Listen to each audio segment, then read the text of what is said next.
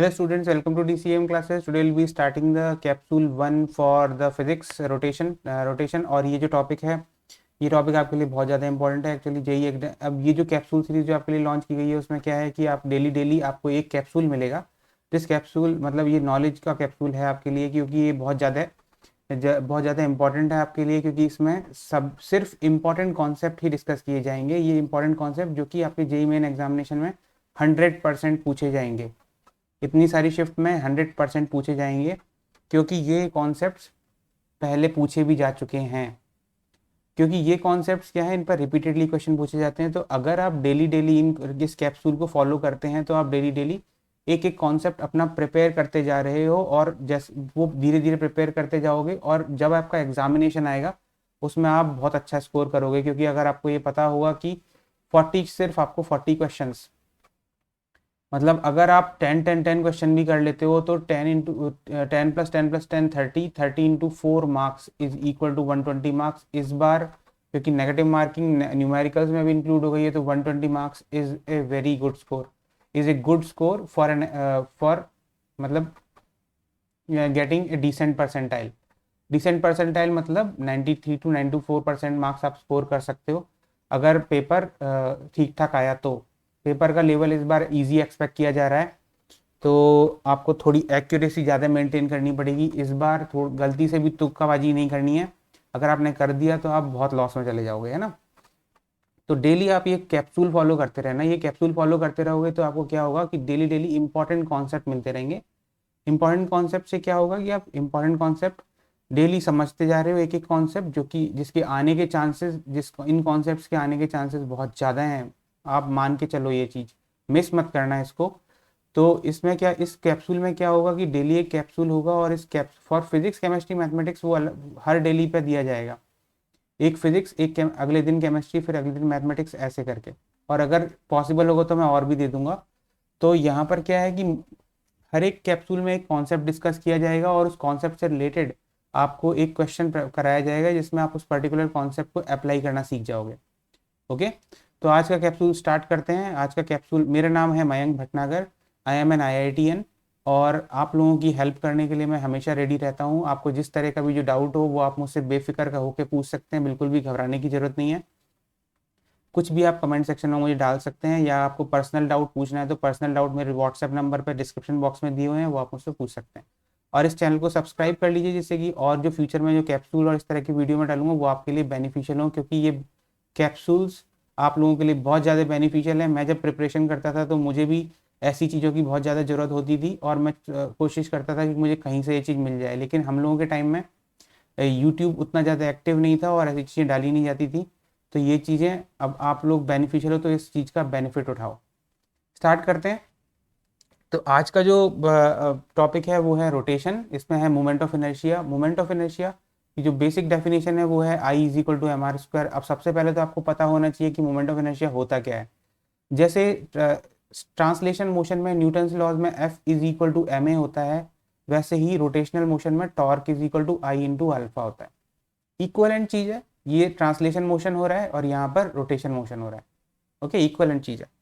तो अभी के लिए बस इतना ही काफी है। वैसे कि मोमेंट ऑफ इनर्शिया एक्चुअली बस ये एक tendency of the body to move decide करता है, उसका इनर्शिया कितना है, ठीक है, रोटेशन मोशन में। अब मोमेंट ऑफ इनर्शिया कैलकुलेट कैसे किया जाता है। मोमेंट ऑफ इनर्शिया इस तरह से डिफाइन होता है कि अगर आपके पास कोई एक एक्सिस है, अब उस आपकी मास रखी हुई है यहाँ पर, तो इस मास का अगर आपको रेडियस, ये डिस्टेंस इस एक्सिस से जो डिस्टेंस r है, तो आपका जो मोमेंट ऑफ इनर्शिया होगा इस मास का, that will be equal to m × r²।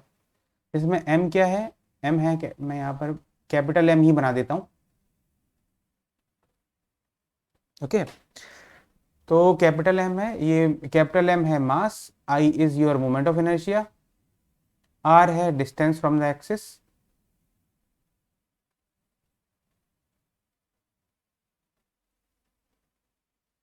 Distance from the axis. Okay, ये है, ये आपने सीख लिया पहला कॉन्सेप्ट। पहला कॉन्सेप्ट अंदर चला गया। अब ये आप सीख चुके हो, आपके कुछ मार्क 4 मार्क्स पक्के। अब चलते हैं इससे रिलेटेड कॉन्सेप्ट पे कि ये जब चीज क्वेश्चन पूछी जाती है तो इतना इजी नहीं होता। बिल्कुल सिंपल डेफिनेशन बेस्ड पूछ लेंगे। जेई में है भाई, कुछ तो उसकी वो रखना पड़ेगा, स्टैंडर्ड रखेगा वो। तो यहाँ पर क्या है कि यहाँ पर जो दूसरे जो कौन, अब इसको हम और बढ़ाते हैं आगे। तो यहाँ पर सपोज आपके पास एक 5 बॉडीज दी हुई हैं, m1 इस रेस्पेक्टिवली उनका मास है m1 और डिस्टेंस है एक्सिस से r1, और जैसे ये m2 है उसका डिस्टेंस है एक्सिस से r2, और तीसरी मास है m3 और डिस्टेंस है उसका एक्सिस से r3। ये आपकी एक्सिस है x डैश। ओके, अब यहाँ पर ये जो r4 r5 रेस्पेक्टिवली मासेस देख लिए हैं आपने। तो इस कंबाइंड सिस्टम का जो मोमेंट ऑफ इनर्शिया होगा about this axis x axis dash, वो क्या होगा, वो होगा m1 r1 स्क्वायर, यानी कि इंडिविजुअल मोमेंट ऑफ इनर्शिया आप कैलकुलेट करो और उसको कैलकुलेट करने के बाद सबको सम कर दो, बस इतना ही करना है। तो I इज इक्वल टू क्या होगा, sigma m r square mi ri square, I is equal to 1 से लेके n तक, बस यही करना है आपको। तो ये सेकेंड कॉन्सेप्ट भी अगर आगे सीख गए हमने, है ना। अब चलते हैं आगे। मैं आपको एक स्ट्रेटजी का एक स्ट्रेटजी का भी वीडियो डालूंगा, वो स्ट्रेटजी भी आपको जो फॉलो करनी है इस लास्ट 30 डेज में, वो भी आप लोगों को पता चलनी चाहिए, क्योंकि नहीं तो बच्चे बहुत कंफ्यूज होते हैं। मुझे पता है कि आप लोगों की कंडीशन क्या होती है, क्योंकि मैं सेम कंडीशन से गुजरा हुआ हूँ जब मैं अपने टाइम में प्रिपरेशन करता था। बहुत स्ट्रेस रहता है। तो पैरेलल एक्सिस थ्योरम है, इससे रिलेटेड इसके बाद जो आपको कॉन्सेप्ट पता होना चाहिए वो है parallel axis theorem. Parallel axis theorem किस लिए यूज होता है, पहले स्टेटमेंट देख लेते हैं। I is equal to I G plus M D square. इसमें आई जी क्या है, I G is the moment of inertia of the body, moment of inertia of the body about an axis passing through the centre of gravity. अब आपको पहले क्या पता होना चाहिए, what is centre of gravity. भाई ये सेंटर ऑफ ग्रेविटी क्या चक्कर है ना। सेंटर ऑफ ग्रेविटी आपने छोटी क्लास में भी पढ़ा होगा, लेकिन सेंटर ऑफ ग्रेविटी होता क्या है, it is the point in a body where the whole mass of the body is suppose to be situated, उसको कहते हैं सेंटर ऑफ ग्रेविटी। यहाँ से आपने देखा होगा ना कि यहाँ पे जब आप मास, न्यूटन लॉज में जब मास लगाते हो, मास पे जो mg लगाते हो, किसी एक पॉइंट से अप्लाई करते हो, वो होता है सेंटर ऑफ ग्रेविटी। ओके, तो यहाँ पर अब सेंटर ऑफ ग्रेविटी कहीं भी हो सकता है। वो सेंटर ऑफ ग्रेविटी आप निकालते कैसे हो, सेंटर ऑफ मास वाले टॉपिक से, उसके कैप्सूल आप देख लेना जब मैं फ्यूचर में डालूंगा। तो अभी यहाँ पर आई जी है मोमेंट ऑफ इनर्शिया। ओह,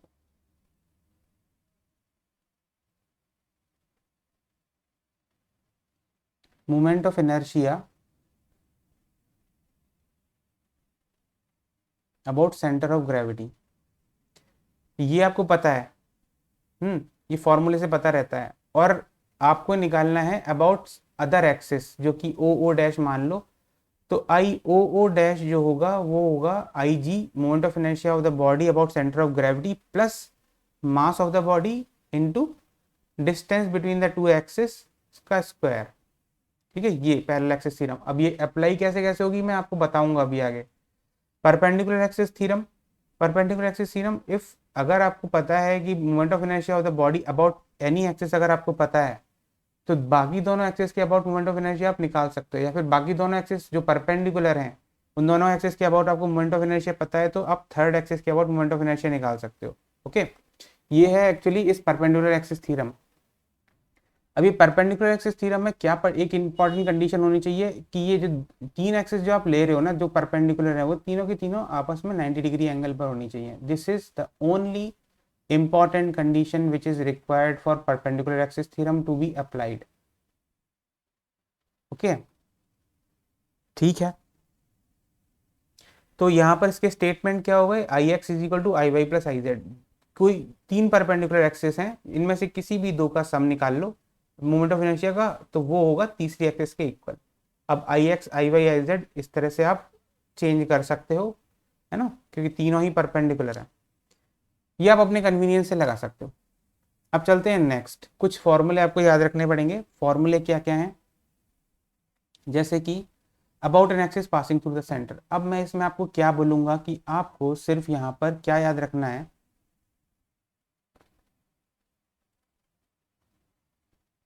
एक मिनट। हाँ, आपको यहाँ पर क्या याद रखना है, आपको ये रखना है कि बस एक ही फॉर्मूला याद रखना है, जो कि निकाला कैसे जाता है, ये निकाला जाता है वो इंटीग्रेशन से। अब इंटीग्रेशन तो आती नहीं है अपन को, कुछ बच्चों को आती भी होगी जो तेज होंगे, है ना, जो जिसको नहीं आती, हमें तो नहीं आती। तो वो तब पता चलेगा जब आपका नेक्स्ट कॉन्सेप्ट आएगा। नेक्स्ट कैप्सूल में moment of inertia for a homogeneous body निकालना सिखाऊंगा मैं, उसमें आपको ये फॉर्मूले भी डिराइव करना आ जाएगा। लेकिन डिराइव एग्जामिनेशन में आपसे कोई भी डिराइव करने को पूछा नहीं जाएगा, क्योंकि सीबीएसई एग्जाम तो है नहीं, तो वो आपसे डेरिवेशन पूछ लें। आपको क्या याद रखना है, this formula I is equal to M R square. I is equal to M R square याद कर लिया, चलो अपन ने। अब क्या है, about a tangent perpendicular to its plane निकालना है। तो यहाँ पर आप क्या करोगे, ये पहले विजुअलाइज कर लो ये सिस्टम क्या है ऊपर वाला। ये सिस्टम है आपका, जैसे मेरा हाथ है, इस हाथ के ऊपर एक प्लेन में मतलब रिंग मान लिया आपने, ये रिंग है, डिस्क मत समझना है इसको, ये रिंग है। और ये जो पेन जो दिख रहा है मेरा, this pen is the axis about which you are trying to find the moment of inertia. Okay, this is M R square given. अब आपको इस रिंग के पैरेलल जो एक और एक्सिस है उसके अबाउट निकालना है। तो आप यहाँ पर क्या करोगे, मोमेंट ऑफ इनर्शिया अब निकालने के लिए पैरेलल एक्सिस थ्योरम लगाओगे। जैसे ये है एक्स एक्स डैश एक्सिस, आपको निकालना है वाई वाई डैश एक्सिस के अबाउट।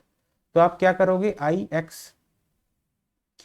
वाई वाई डैश, तो हमने पता है पैरेलल एक्सिस थ्योरम हमें पता है, I Y Y dash is equal to I X X dash plus mass of the body ring into distance between the two axis का square M R square.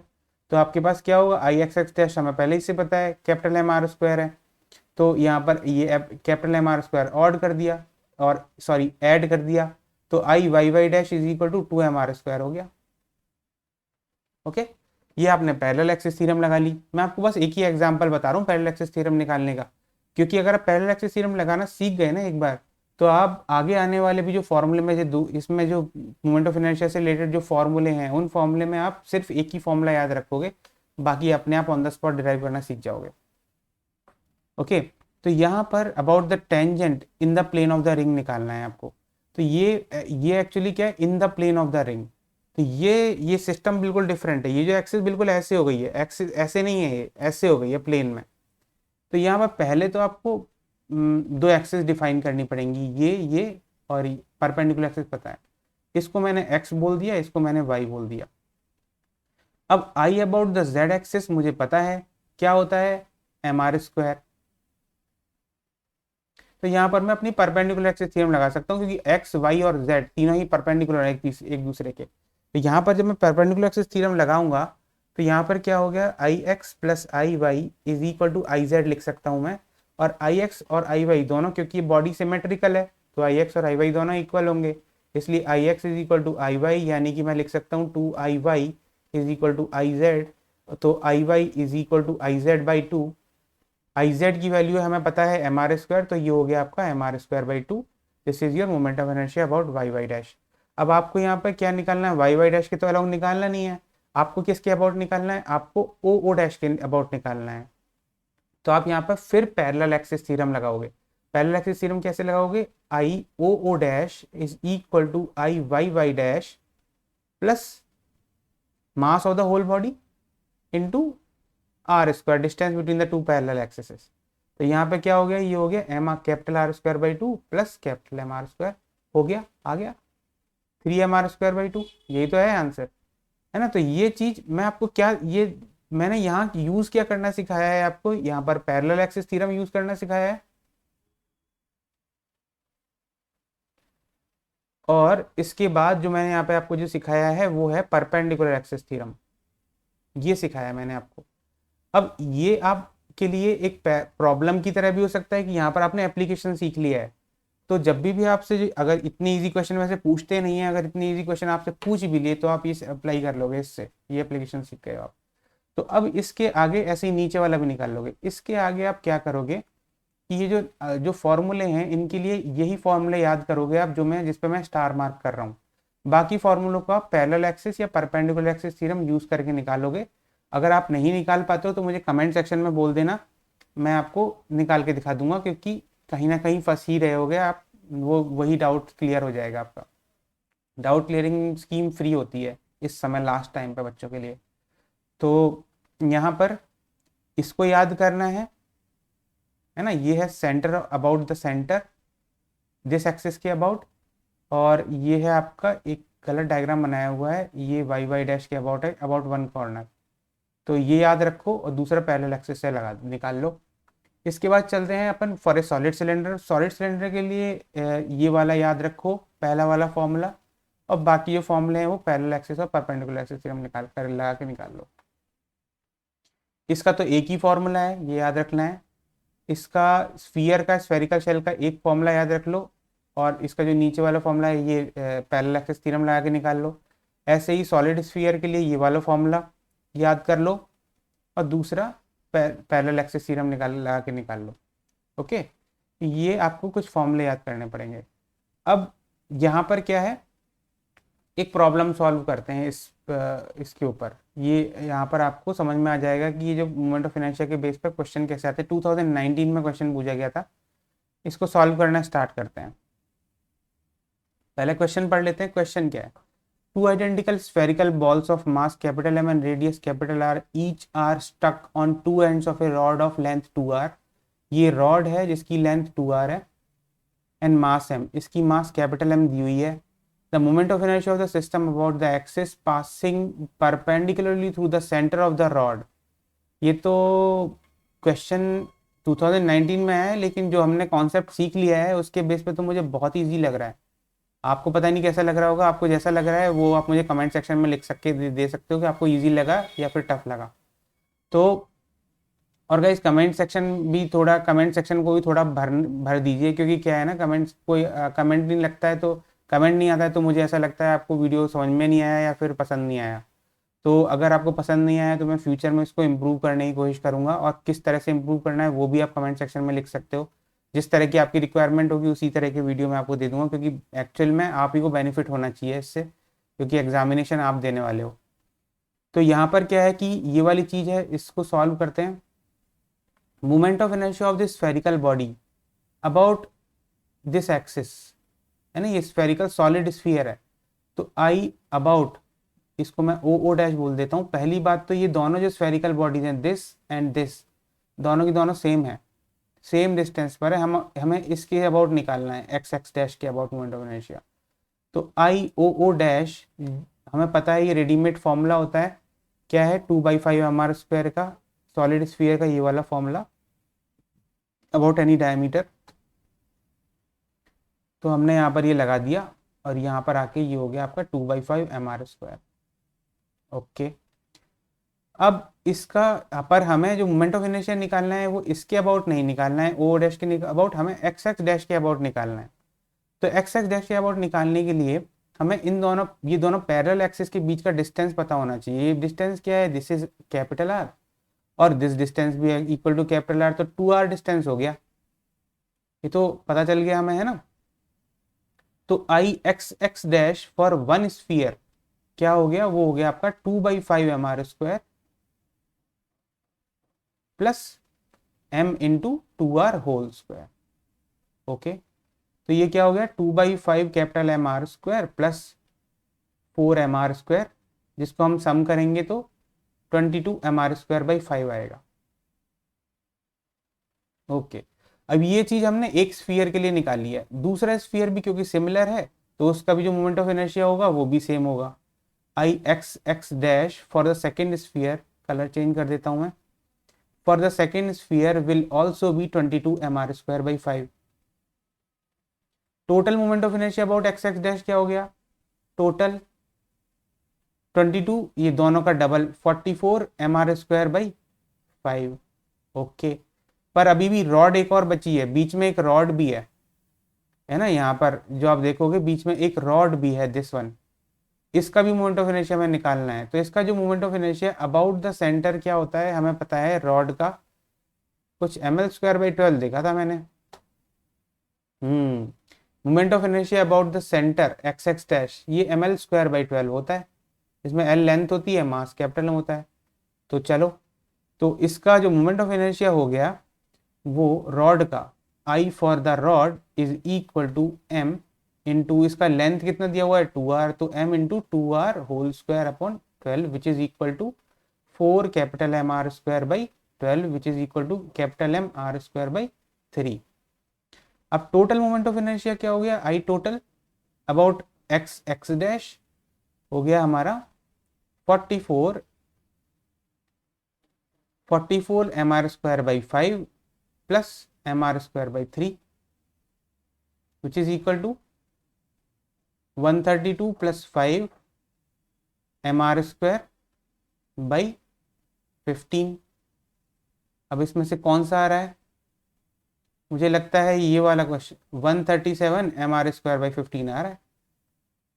तो ये मैंने जो सॉल्व किया है ये आप बहुत जल्दी सॉल्व कर सकते हो। ये बस मैंने तो आपको समझाने के लिए थोड़ा सा इसमें टाइम लग गया है, लेकिन आप जब सॉल्व करोगे इसको खुद से बहुत जल्दी सॉल्व कर लोगे।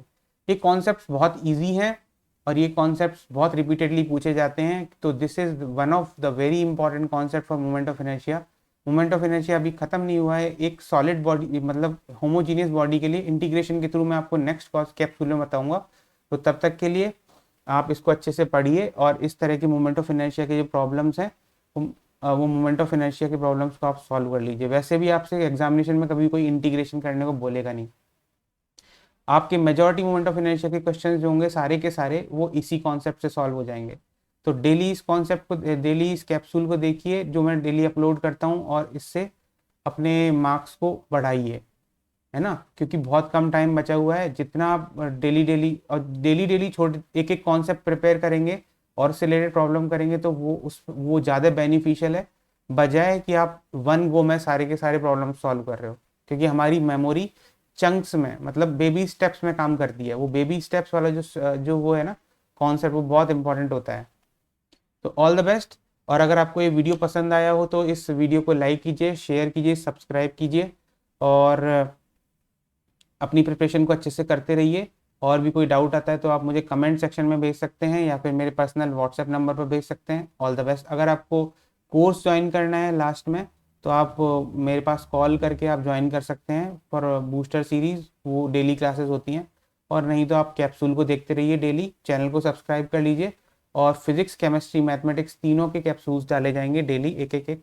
तो वो आपके लिए बहुत ज़्यादा बेनिफिशियल होंगे। सब्सक्राइब कर लीजिए चैनल को, बेल आइकन दबा दीजिए, लाइक कीजिए, शेयर कीजिए। All the best. Thank you.